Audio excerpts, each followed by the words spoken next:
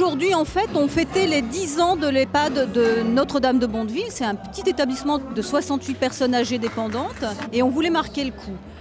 Pour nous, marquer le coup de ces événements, on voulait que les personnes âgées soient au centre et que le personnel aussi soit au centre. Et en fait, la métaphore qu'on a utilisée, c'est la publication de ce livre où les résidents ont participé dans une aventure d'écriture collective.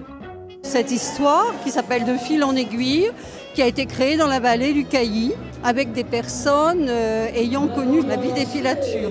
Dans ce livre, on met en lumière la vie ouvrière et puis avec un monde qui est en voie de disparition puisque ces usines ont fermé peu de temps après les années 50.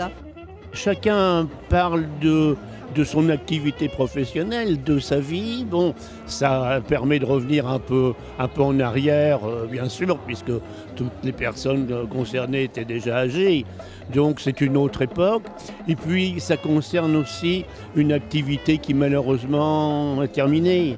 C'est un peu une façon de leur donner la parole pour reconnaître leur citoyenneté. En fait, tous ces événements, pour nous, c'est aussi une façon de dire que vieillir, c'est vivre et qu'on reste citoyen jusqu'au bout.